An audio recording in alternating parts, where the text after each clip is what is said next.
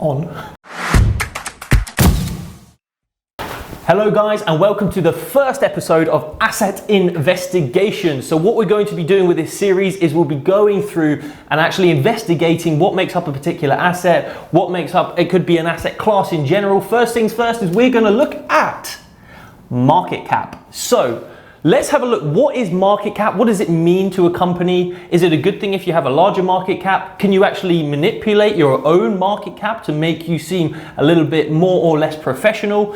And finally, how is it that you can use the market cap when you're looking to trade and invest yourself as a nice little indicator in what works best? So first things first, we're going to take ourselves back to the 1970s. Primarily, we're going to be looking at the US stock market because the US stock market is in fact the largest, or I should say has been, in our most recent history. So 1970s, the stock market in the US had only hit a market cap of $1 trillion.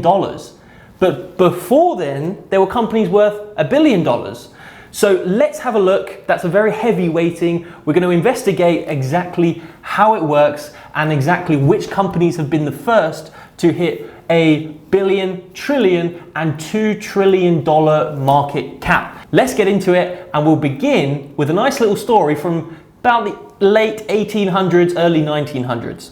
So a quick introduction to Standard Oil. Standard Oil were the very first company to be valued at $1.1 billion when their shares hit $1,100 per share. Now this was just before they got broken up, and this was in August of 1912, and they actually got broken up for monopolistic practices in September of 1912. The ruling was actually passed in 1911, but in order for it to come into action, there was a few months. I mean, I say it was like a year and a few months, probably about 18 months, in order for it to come into effect. Now, when this was happening, the price and the speculation all went absolutely crazy. But guys, one very, very interesting fact to know, this was the company run by John D Rockefeller. He was integrating horizontally, vertically, everything to have a complete control over the oil business. And I believe in the late 1800s,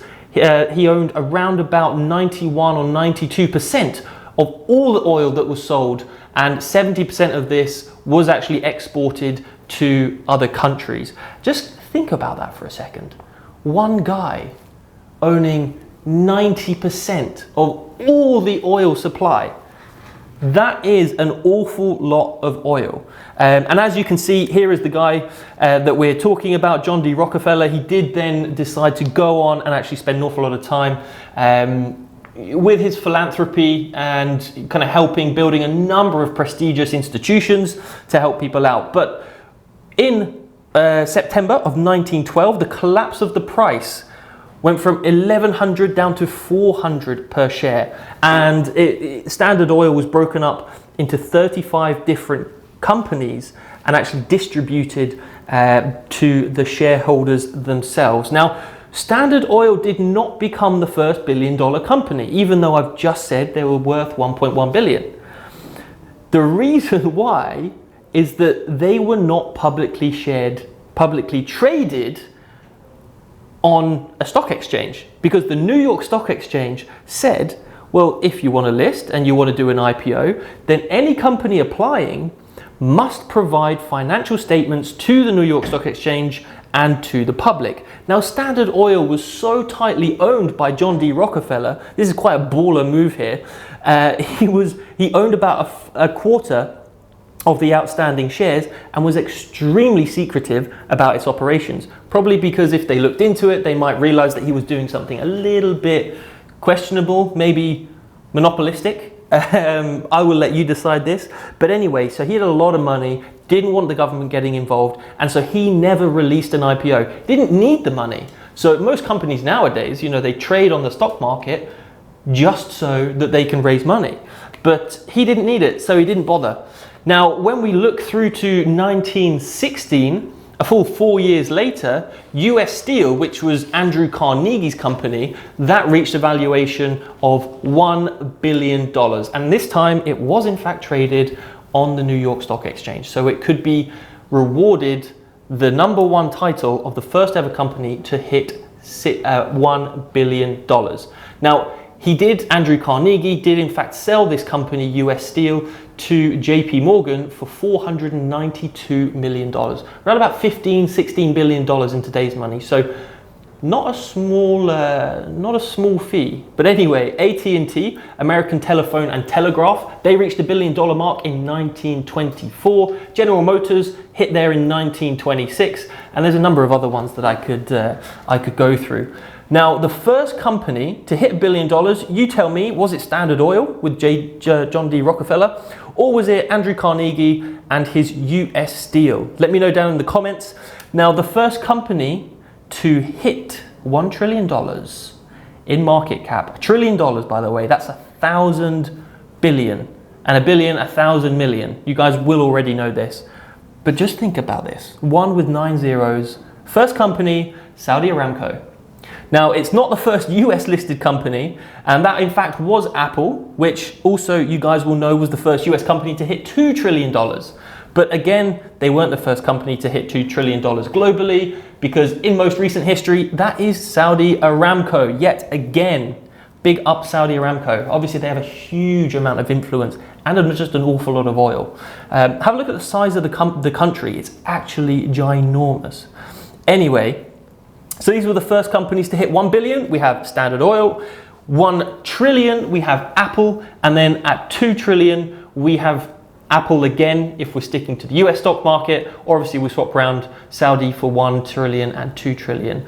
So let's have a quick look at how long it took each of these companies to get there. These are just the major US tech stocks. We all know that tech stocks grow an awful lot faster than typical stocks. So Microsoft, 44 years, Apple, 42 years, Amazon, 24, Google 21, and then finally Bitcoin, our good old golden child, Bitcoin, at 12 years. Now, guys, I know it's kind of hard to compare Bitcoin with Google or Amazon because of the fundamentals. It's like, you know, Amazon, they create stuff, they employ people, whereas gold and Bitcoin, they don't really do this. It's a great store of value. It's a great transfer of value. And although you can pass on Amazon shares to other people, that's not really why you hold them. So it's kind of hard to compare, but guys, let me know exactly what you think. It is unbelievable that Bitcoin has got this far, this quickly, and I'm sure we're all gonna have a great time as it continues to grow. Now, looking at the market cap, I want you guys to be fully informed when you guys go and speak about this to anybody else who is interested in learning about market cap, which, to be honest, sounds kind of boring. Nobody's interested in learning about market cap, or at least not when you go to a party. Maybe you have some finance friends, share this with them. Now, obviously, the USA does take up most of these top spots on the top 10. We've got Berkshire Hathaway, we've got Tesla, we've got Facebook, Apple, obviously at the top, Alphabet, Microsoft, and Amazon. Now, like I said, Saudi Aramco, they've actually slipped from a $2 trillion market cap, but they obviously are still up there. Now, guys, quick question. Do you know how much it costs for one share of Berkshire Hathaway? So Amazon, I believe it's just over 3,000, 3,002 or 500, around about there. I need to check again. But just take a guess. How much do you think one share of Berkshire Hathaway has cost? And I'll tell you later in the video, but I want you to get a jump on this. But one company, I will say, we can't move on without mentioning the Dutch East India Company. Now, it's widely thought to be the first company ever to allow public investment, and that's through the very first IPO in the world. And in today's money, this would have been worth $8 trillion. $8 trillion. Now, founded in 1602 and had a very good relationship with the Dutch and the British governments, who were pretty powerful in those times. They're also very well known for causing the tulip bubble, which was a huge market crash. But they also were pretty renowned for using slaves, and so that's probably why, it's best that we keep them out of the running. They're not a very ethical company, so we don't like them very much. But You can't make a list about market caps and big companies without mentioning them. Now, let's have a quick look at why market cap is important and how you can use it to judge a company's life cycle. So generally, the market cap corresponds to the company's stage in its life. So typically, investments in a larger cap stock are considered to be more conservative than investments in smaller cap stocks. Just think about penny stocks versus investing in Amazon. You know which one's going to have a higher risk, but also which one's going to have a higher reward. Now, I'm going to talk to you about stock splits. Now, the reason why I want to do this is that it's very heavily tied into the actual cost of a share.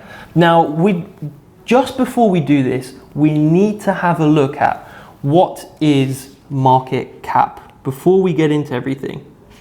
So, market cap equals number of shares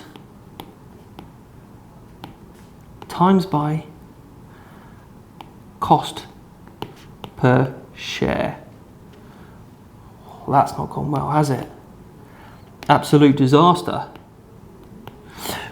Times by the cost per share. Now, we can actually make people believe that we have a higher market cap if we have a higher cost per share. So you might hear people saying, oh my God, I can't believe that this company which has such a high market cap is actually worth so little. If you look at Shopify versus Apple, people might immediately look at that and think, oh my God, wait, hang on. How come there's such a huge difference? Now, the reason as to why this is you have to consider how many shares has a company made available. Now, when people do this, and this is something that Tesla did, was they actually increased the number of shares that were available to each of the investors. And this is the current investors as well as also the future investors. So the way that a stock split works, let's say you have Tesla, good old boys at Tesla. So let's say you bought 10 shares and each one cost you, we're going to go for $500. Just make it fairly simple. Okay, so you have 10 shares, $500. That then means that you spent $5,000 on your shares. But you now know that you have 10. They say, hey, hang on, we're going to do a 5-to-1 stock split. So whereas you had 10 before, you now have 5 extra. So that then equals 50 shares. So you have 50 shares. And so do you now have, are you still going to times that by 500? Have your shares become worth more? Absolutely not, no. So what it means is also the value gets divided by 5. So now each of these shares are actually only worth, so the value is 100. So now when somebody else comes in to buy a share, they then say, hey, hang on, I want to buy 10 shares, but then they buy it at $100, meaning they only spend 1,000. So your shares are continued to be worth the same.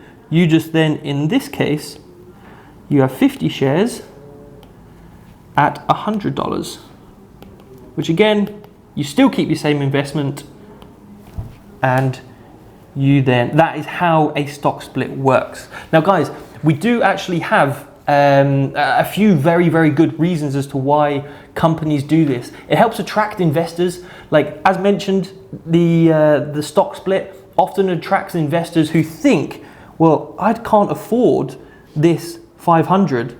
This is too much. So what they do is they go and buy another stock.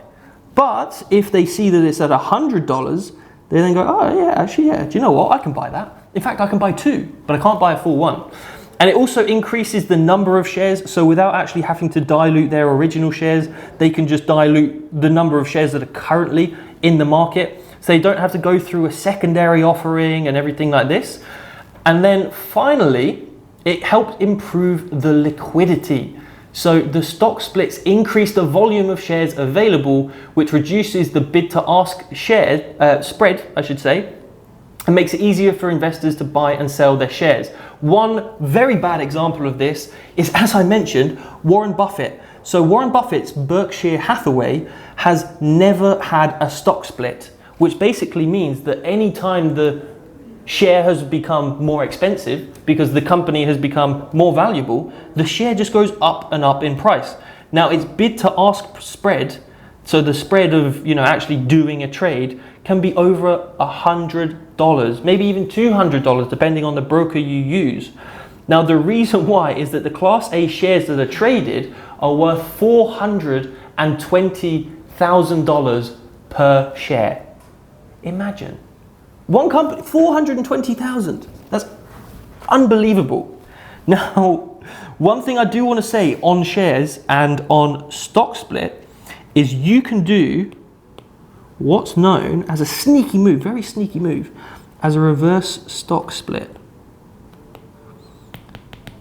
So, what does this do? I hear you ask. So it's very similar to when you say, hey look, we've got 100 shares, we want to make them into 500, let's do a stock split. So we just do a 5-to-1. Let's say you have now 500 shares, but your market cap is going down. So each share is worth $0.1, okay? If you do a stock split of 1-to-5, you then end up with only 100 shares on the market, but each of them are actually now worth $0.5 each. Now this is a very sneaky move. You'll see this when, let's say, Citigroup, for example, after the 2008 financial crisis, they did actually have a reverse stock split just because companies don't like to have their stocks being worth so little. Because when you see a company being valued at $0.1 per share, you just think it's a penny stock. So you just immediately believe that it's not going to be worthwhile to invest in. And that is something that it's not necessarily bad. It doesn't change the fundamentals of the company, but investors have this same mindset of, oh, a reverse stock split, it must mean your company's not doing so well. Now, that is all I want to say about stock splits.